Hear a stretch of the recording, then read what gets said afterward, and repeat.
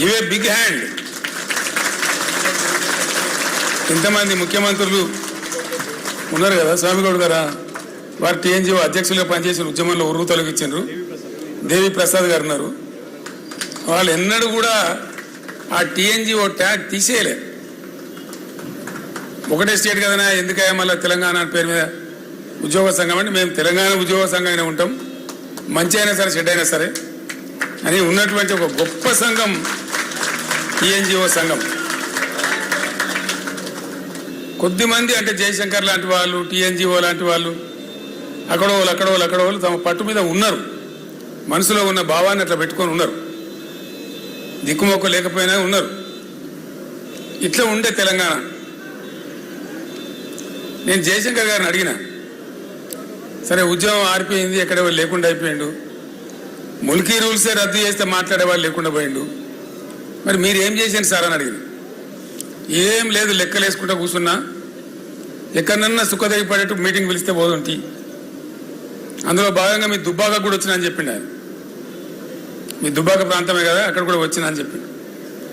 ఎంతమంది వద్దరు మీ మీటింగ్లో కొని అడిగిన నేను. ఓ 15 మందో 10 మందో 20 మందో వచ్చేది, అక్కడికే మేము తృప్తి పడేది అన్నాడు. ఎందుకు ఆ ఆ సభలు ఎందుకు కొనసాగించారు అంటే ఆయన నికార్సైన తెలంగాణ వాది కాబట్టి నాతో ఒక మాట చెప్పిండు, ఏనాటికన్నా ఓ కేసీఆర్ లాంటి ఒక రాకపోతాడా తెలంగాణకు, వచ్చే నాటికి ఎవడన్నా ఒకడు వస్తే తాలూకా ఒక 10 మందో 15 మందో రెడీగా ఉండాలి తెలంగాణ వాదులు అనే దాంతో మేము కొనసాగించినాము. ఆ సోయి మిగిలింటే చాలు అనుకొని ఆ తిప్పల పడ్డాము అని చెప్పిండు ఆయన. అంటే నికార్సైన తెలంగాణ వాదులు, నిజమైన తెలంగాణ వాదులు అవి అట్లా పనిచేసిండ్రు, అట్లా ఉన్నారు. పాపం ఆశ లేదు, ఆదరించే వాళ్ళు లేడు, అన్నం పెట్టేవాళ్ళు లేడు, కార్లు లేవు, బ్యాండ్లు లేవు, మేళాలు లేవు, ఏం లేదు. వ్యక్తులుగా ఉన్నా కూడా వాళ్ళ పట్టుదల అంత గొప్పగా ఉండి పనిచేసిండ్రు. సో వారితో పాటు కొంతమంది సహచరులు ఎప్పటికప్పుడు షేర్ చేసుకునే వాళ్ళు ఉన్నారు. నిజానికి నేను ఉద్యమం ప్రారంభించేదాకా జయశంకర్ అనే ఒక వ్యక్తి ఉండని నాకు కూడా తెలియదు. I never knew. ఎంత కూరుకపోయింది పాతాళలోకంలో అంటే చాలా దారుణంగా. అసలు మనోళ్ళే మొత్తం హైదరాబాద్లో బతుకమ్మ పండుగ ఆడితే మోటు ఆడే పరిస్థితి లేదు. తెలంగాణ బిడ్డలే కానీ బతుకమ్మ ఆడితే ఏమనుకుంటారో ఏందో అనే పరిస్థితి హైదరాబాద్లో. మనోళ్ళంతా ఆనగపకాయ బంద్ చేసి సొరకాయని మొదలుపెట్టింది, పుంటికూర బంద్ చేసి గోంగూరను మొదలుపెట్టింది. అంటే మన మాతృభాషను, మన స్వతహాగా మన పుట్టినప్పటి నుంచి ఉన్నటువంటి భాషను కూడా మాట్లాడితే మొరటేమో ఏమని అనుకుంటారేమో అనే స్థాయికి నెట్టివేయబడ్డది తెలంగాణ. ఘోరాతి ఘోరం. నేను జయశంకర్ గారు ఒకరోజు ఉద్యమంలో తిరుగుతా ఉన్నాం. ఆ పై ప్రాంతానికి పోయినాము, ఆదిలాబాద్ బహుశా ఏ ప్రాంతానికి పోయినామో. తిరిగి హైదరాబాద్ వస్తూ ఉంటే పైనుంచి కోరుట్ల, జగిత్యాల నుంచి ఆ సిరిసిల్ల మీదుగా వస్తూ ఉన్నాం. సిరిసిల్ల పట్టణంలో రాత్రి మేము 11:45 అవుతా ఉంది. కారు హెడ్ లైట్లలో కనపడుతున్నాయి, గోడల మీద నినాదాలు. విపరీతంగా 10ల సంఖ్యలో చచ్చిపోతారు.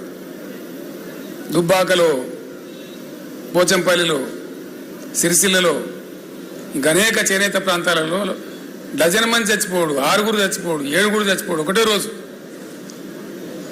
అక్కడ ఉన్న కలెక్టర్ గారు జనార్దన్ రెడ్డి గారు అని ఉండే పాపం, జాయింట్ కలెక్టర్, ఆయన గోడల మీద రాయించిండు రాతలు.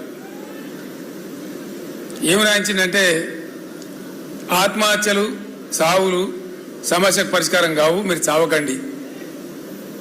అప్పటికి 60 ఏళ్ళు 65 ఏళ్ళు స్వతంత్రం వచ్చింది దేశానికి.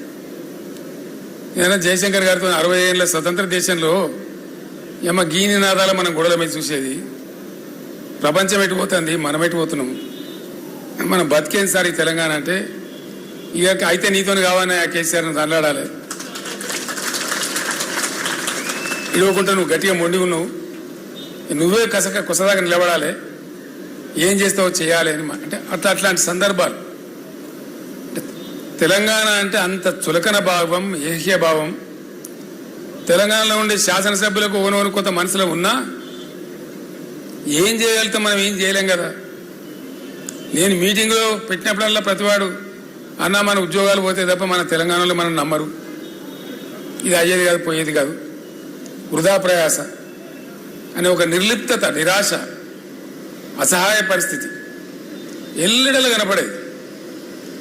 ఈ నిర్లిప్తత ఎంత పెరుగుతూ పోయిందో తెలంగాణ పరిస్థితులు కూడా, సామాజిక పరిస్థితులు కూడా అంత దారుణంగా దిగజారుతూ పోయినాయి. బతుకమ్మ అని ఒక సినిమా తీద్దామని మనం ప్రయత్నం చేస్తాం. నేనంతా రాసిపెట్టినట్టు కథ, కానీ మన తెలంగాణలో దుర్మార్గులు ఎక్కువ కదా. వాడు దండన పోయి రిజిస్ట్రేషన్ చేసి వాడు మొదలుపెట్టిన దుకాణం, వాడు ఏం తీయలేదు, సన్నాసాలు ఏం లేదు. యాక్చువల్లీ పోతుగల్ అని ఒక ఊరు ఉంటుందండి.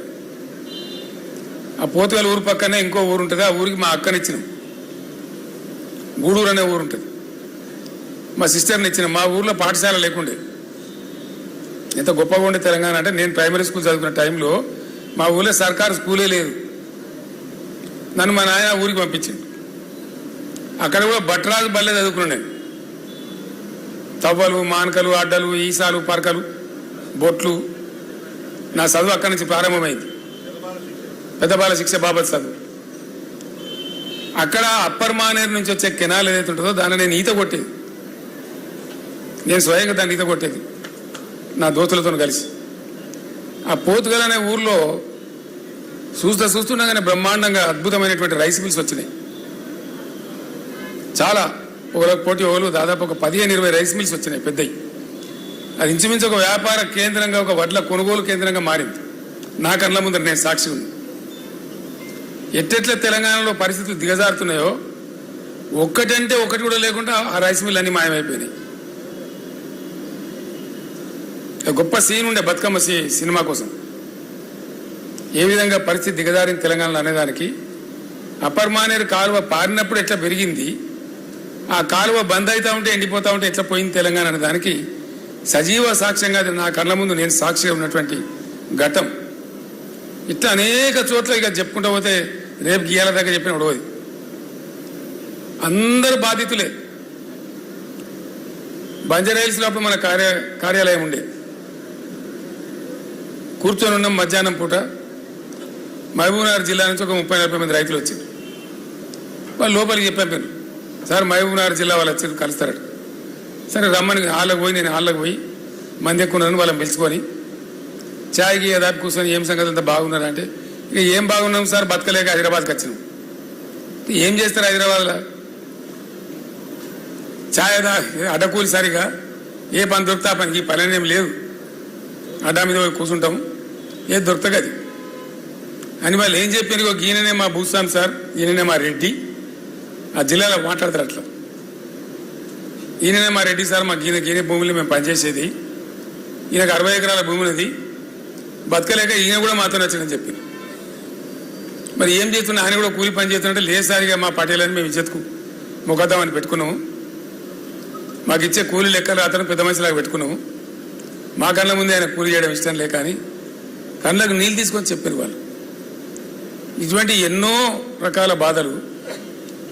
మొత్తం పాలమూరు జిల్లా బొంబాయి బస్సుల కాలవాలం కావడం ఒక హృదయ విదారకమైనటువంటి దృశ్యం.